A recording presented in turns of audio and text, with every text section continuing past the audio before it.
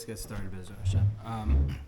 Okay, so the first thing to talk about is the chiyuv of bedikat chametz, of searching for chametz. So for everybody who's staying home, it's very easy. You do it the night before Pesach. Erev Pesach is going to be Sunday night this year. Sunday night, you do bedikat chametz. The question is, what if you're leaving? Which seems like a lot of people are going to be leaving for Pesach. So if you're leaving and you're selling all the chametz in your house, you're selling everything in your house, so there's a machloket. Some say that when does the rabbi sell it? You sign a paper and you give it to the rabbi, whatever, the husband signs a paper and gives it to the rabbi, but the rabbi actually sells it to the goy on the day before Pesach, not the night before, which means you technically still own the chametz during the nighttime. So some say that you have to still check it. You have to get somebody to check it for you, even if you're out of town. Others say that no, since you're going to be selling everything, you don't have an obligation to check your home. And that's the halacha. So the halacha is that if you're selling your house and leaving, you don't have an obligation to check. You could just sell everything as is and Shalom Yisrael. Now, the poskim do say that it's such a special mitzvah, it's not right to just relinquish yourself of the mitzvah. So what should you do? So if a person's going somewhere where they're going to be renting, you're going to a program or Airbnb or something like that where you're renting an area. So if you're renting it, you do the bedika there. So the night before Pesach, it's going to be Sunday night, you do the bedika wherever you are, wherever you're going to be, in the hotel, in the Airbnb, wherever it is, you do the bedika there.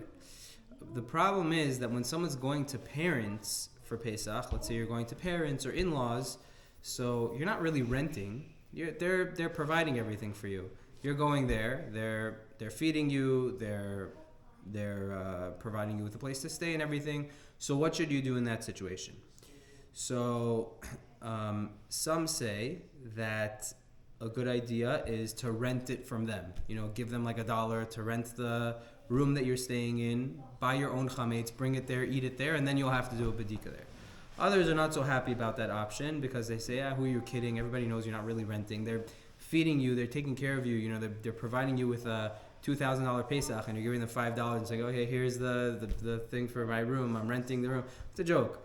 So some are not so happy about that. So they say the best option to do if somebody's leaving and they're not going to have any obligation of bedika, they're going to parents, the best thing to do is the night before you leave your home, you don't have to clean up the whole house for Pesach. Designate one room that you're not selling that room. You sell everything in the house, all the chametz, but you're not selling that room. That room is still yours. It could be a small room, and you just do the bedika over there. You search for chametz with no bracha the night before you leave. I know there's more of the husband's mitzvah. Usually the husbands are doing the bedika chametz, but it's just important to know, not everybody knows that when you're leaving, you still should do a bedika. You shouldn't alleviate yourself from the bedika altogether. So that is with regards to bedika. Now, when it comes to cleaning, so there's a very important halacha that the Shulchan Aruch writes that he says any place that it's possible that chametz got there, right? Any place that there's a chashash sheyachnisu sham chametz, there's a possibility that chametz went there, you have to check. So there's a very big difference between a family that has kids that can walk and a family that does not have kids that can walk. If a family does not yet have kids of walking age, so your checking is very limited. If you know you don't bring chametz into your bedroom, you're very strict about it, you never bring chametz into your bedroom, you don't have to check your bedroom. You don't have to check the bathroom. You basically just have to check the kitchen and the dining area. But families with little children who walk around, there are Cheerios everywhere. Everything is everywhere. A lot of ladies here could tell you that there is no such thing as a place where chametz cannot be, unless it's higher than 5 feet. Otherwise, every shelf, every cabinet, everything, chametz is everywhere. But now the halacha says there's a Shulchan Aruch Harav that writes that if there's you have cracks in the floor and there may be some chametz fell between the cracks. It says you're not obligated to take apart the floor and search under the floor for cracks. Now the poskim use that and they say you see from here that anything that is something that doesn't usually move, you don't have to break it apart or take it apart or move it to search for chametz. So heavy appliances that are not usually moved, there's no chiyuv, there's no obligation to move them to search for chametz. So like under the oven and under the dishwasher and under the fridge, or like heavy pieces of furniture and stuff like that, there is no obligation to do it. It's a chumrah. If a person has the time and the energy and they don't mind, kol hakavod, that's excellent and amazing and advised. It should be done. That's great. But if it's too difficult, it's just too much, there's so many other stressful things going on, you don't have to. You don't have to move the refrigerator and the thing to check that maybe there's chametz under there. Even if you know there is for sure chametz under there, like, I don't know, the kids dropped oatmeal and then, for sure some got under the oven or whatever, you don't have to. You could just try to reach whatever you can, take a vacuum and suck whatever you can, or when you're spraying the floor, you spray with chemicals in that area and whatever. Try to be pogem the chametz. Try to make the chametz like disqualified and inedible. But you're not obligated to move heavy things that don't usually move or appliances, things like that, when you're searching for chametz. This is a very important rule, right? Generally during Pesach, there are a lot of things that are halacha and a lot of things that are chumrah. So it's just very important to know what's halacha and what's chumrah. Because a lot of times people will go crazy because they think they have to do something and you don't really have to do it. And it's much better to just keep the strict halacha and avoid the chumrah at the expense of, your own mental health and your husband's mental health. So very important to know. Does that also apply to like heavy furniture, like your couch? Like if I know my daughter put Cheerios under the couch, can I just suck whatever I see with a vacuum? So if it's something that doesn't move, meaning if it's like a heavy thing, like if it's the type of thing like from time to time you move it around, then I think you should check under it. If it's really heavy and it does not move, it's like a really heavy thing and it doesn't move, then you just try to get whatever you can. You're not obligated to move it. Okay. So now let's talk a little bit about what can be kept in the house and what cannot be kept in the house. What do you have to throw away? What can you use? What not?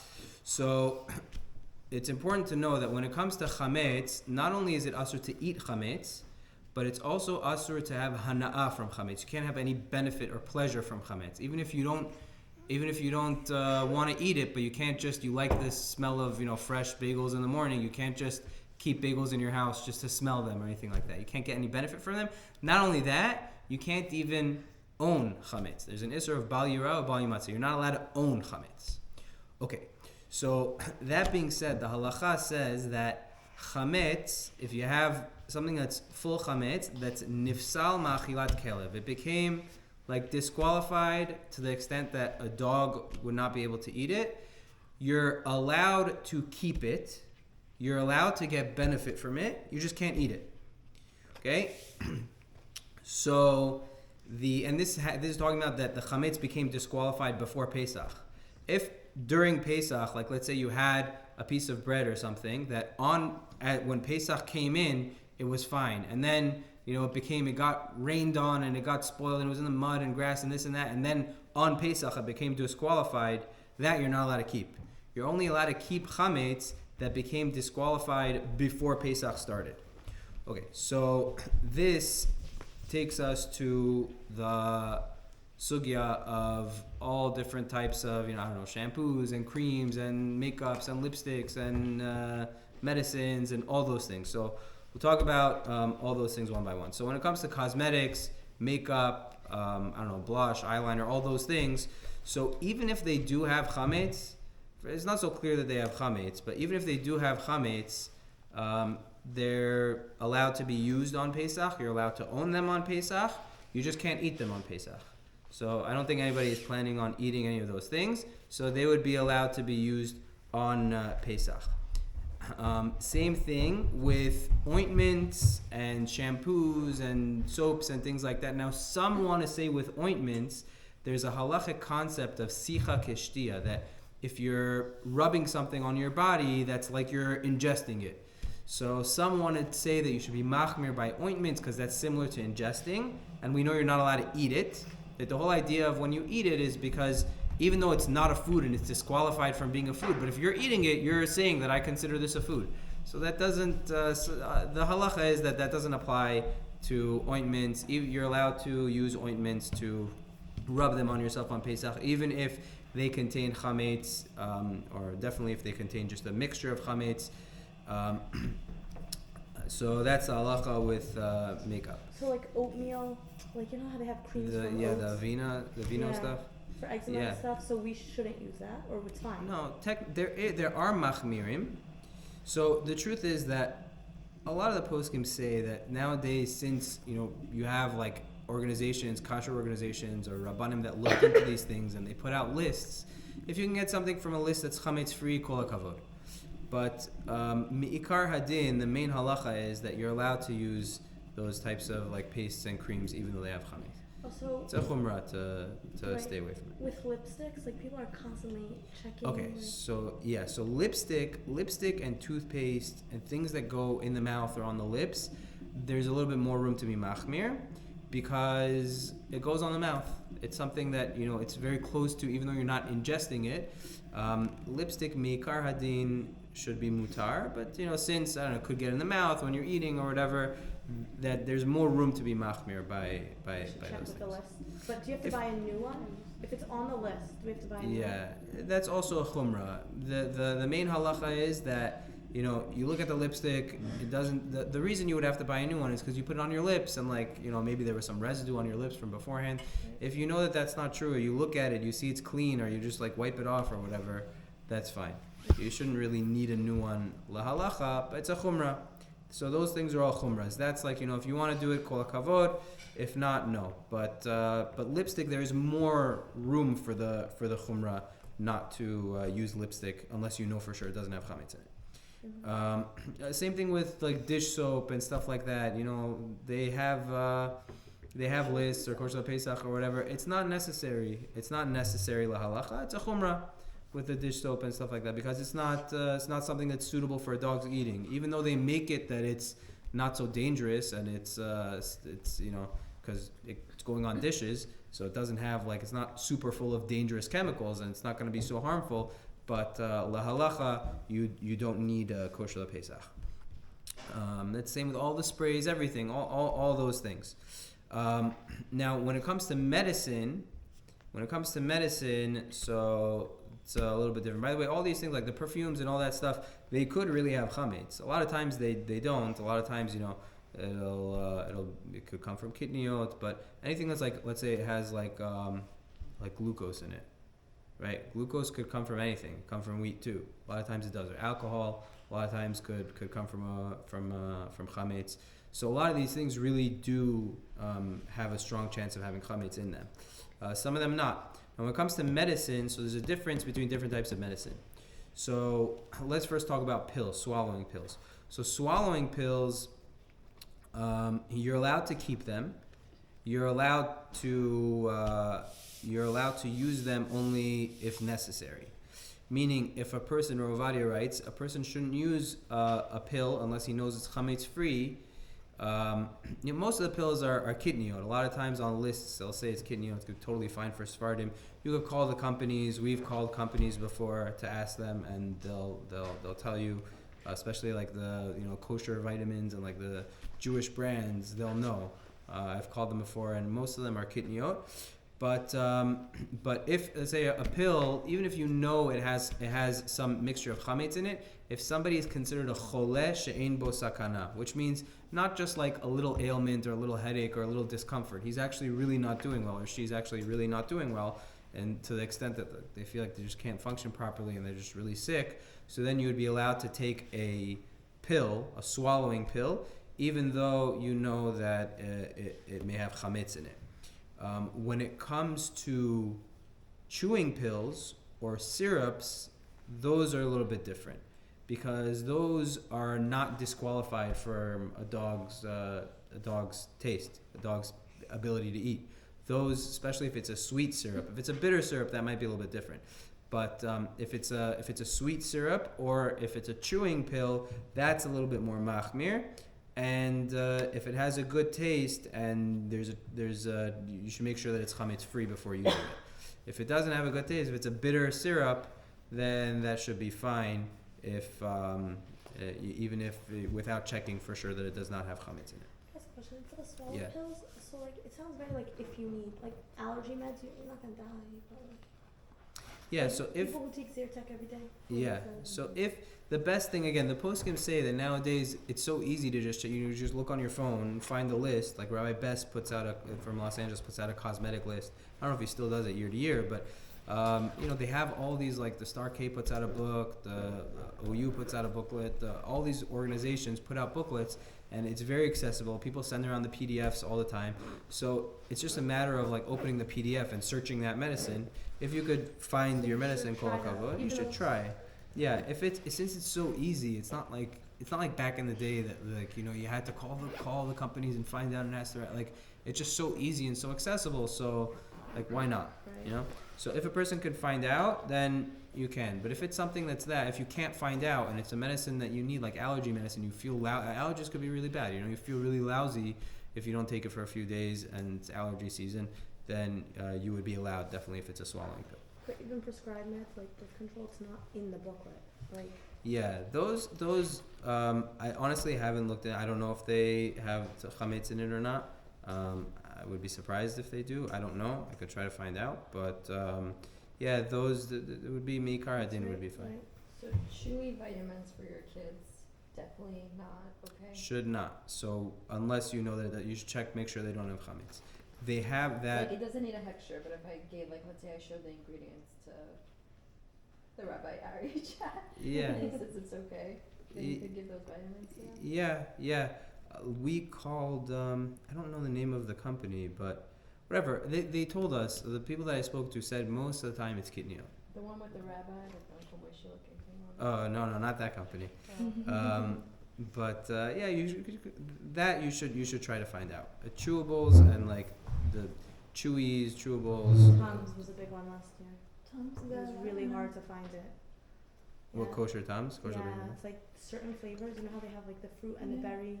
Some of them were, some of them weren't, and like only certain brands, Right. certain flavors. Right. Ask So- Cuddy. Yeah. Yeah. So those things you should. Yeah. Rabbi Aryeh has Alan working in the Star Case, so he has access to a lot of these rabbanim, and he could get answers pretty quickly.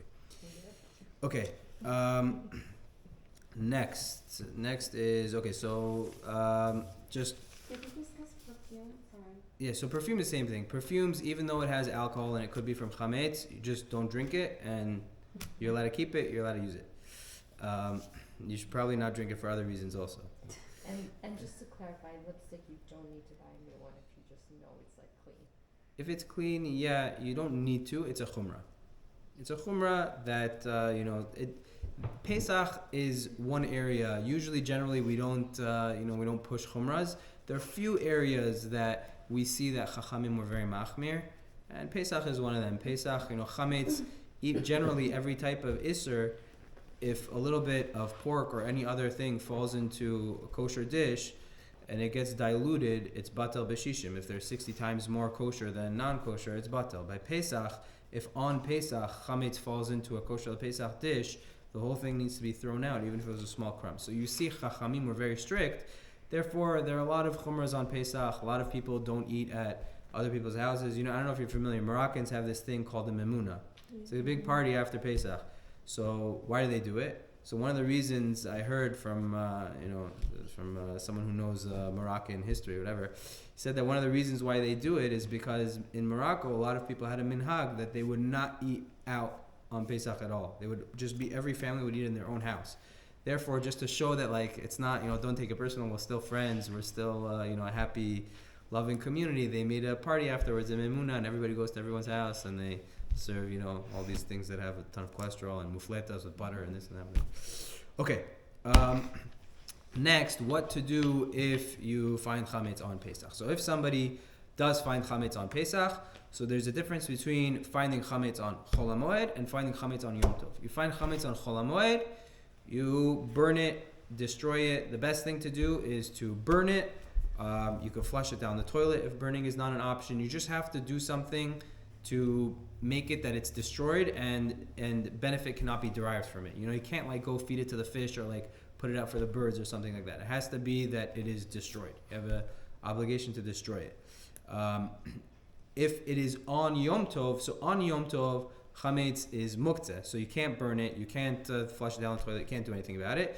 The halacha says that you have to cover it with some type of vessel or something, and cover it with a kli until after Yom Tov, and then after Yom Tov you dispose of it. Some say that you could also get a goy to throw it out for you, and that might be an option if somebody has kids, and if you leave the thing covered, it's good, they're gonna flip it over or whatever, and they won't let it stay covered. So you could rely on those poskim that say that you could get a goy. They say you could get a goy to do the burn the chametz. Okay. Question, sorry. Yeah. Burn the chametz on your property, or does it have to be off your property?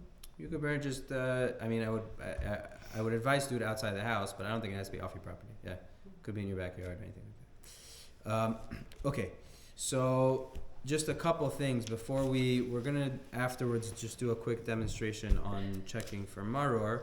But before that, just a couple of things about the chiyuv of the night of the seder. So, ladies are chayav in the mitzvot of the seder, in eating matzah and maror and 4 cups of wine, and all the mitzvot of the seder. The difference between ladies and men is that ladies also have to lean when they're eating. The things that you have to lean for are the 4 cups of wine, matzah, but only the first kazayit of matzah, the matzah sandwich, and the afikoman. So those are basically 4 things you have to lean for. 4 cups of wine, the first matzah, the sandwich matzah, the korech, and the afikoman. So those 4 things you have to lean for. A man, if he doesn't lean, he didn't fulfill his chiyuv and he needs to do it again. For a lady, if she doesn't lean, she doesn't have to do it again, because we rely on there are some that hold that nowadays you don't have to lean. So for ladies, we rely on those poskim. Another very important thing, ladies are also obligated in the chiyuv of v'higaret halabincha, sipur yitziat Mitzrayim. The Torah tells us that there's an obligation on the night of the Seder to tell over the story of Yitziat Mitzrayim, of leaving Mitzrayim, which is basically the Haggadah.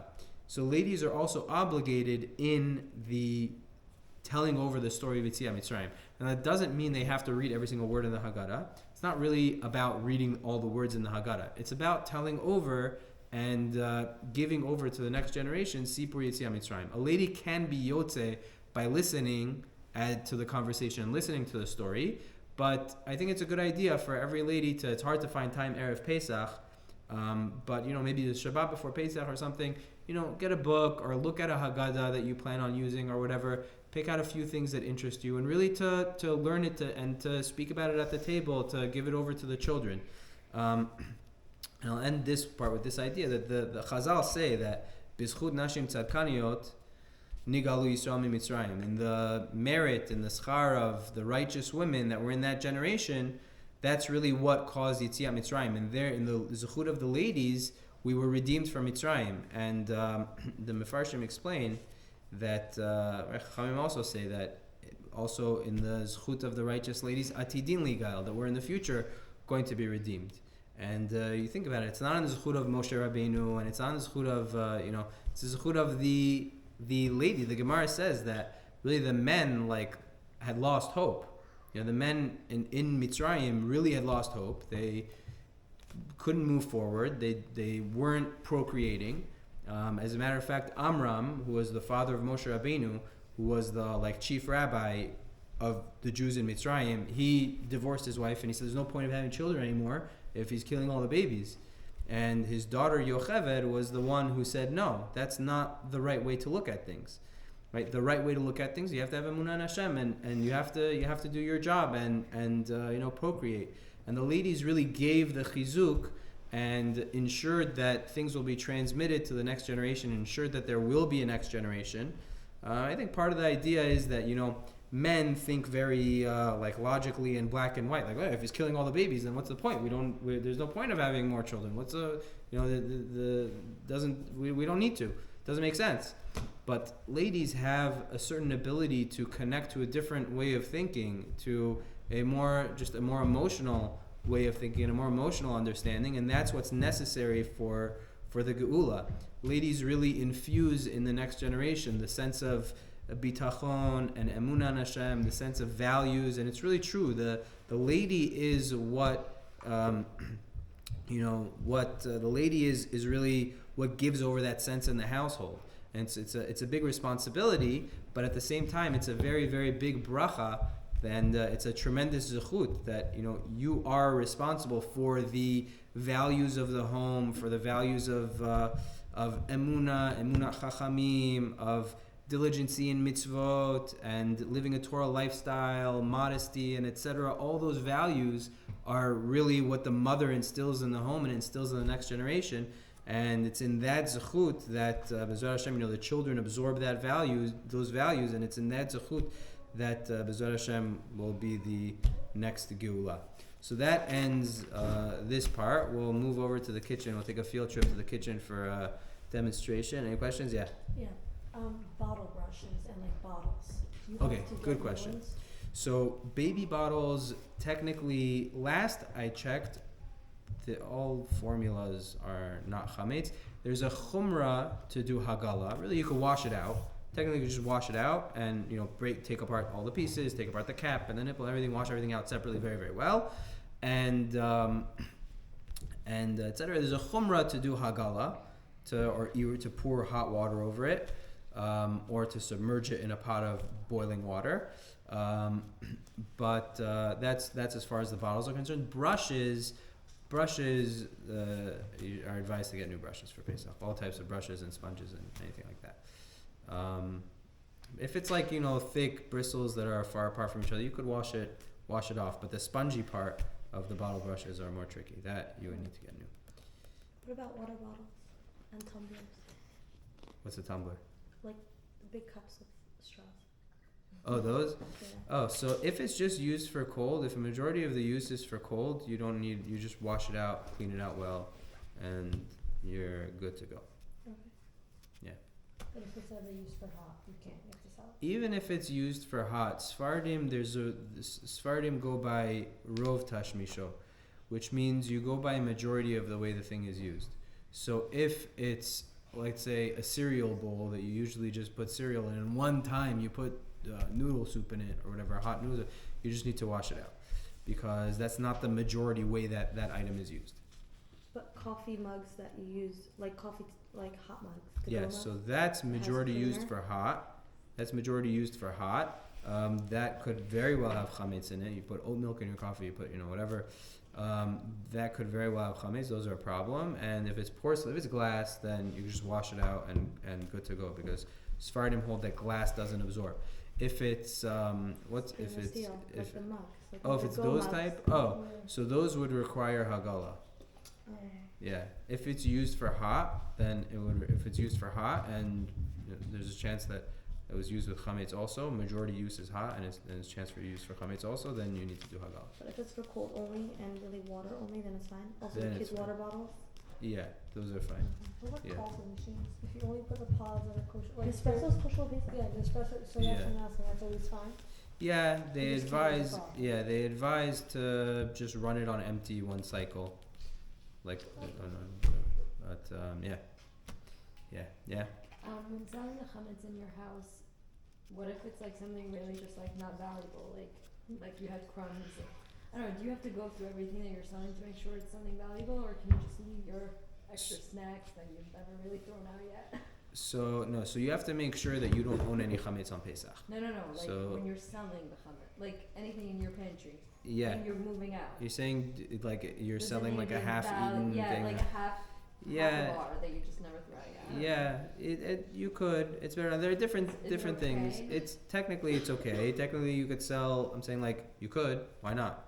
You could. Mhm. People put crazy things on Craigslist or whatever, Nishay Pickwick all the time. Like you could, but no. I remember it was a joke when I was living in Pickwick. Like people would joke around and say, "Okay, I'm selling half a can of corn for like $2, whatever." But yeah, technically you could, but it's a good idea not to. Like if you have half a open thing of like crumbled pretzels, just throw it out.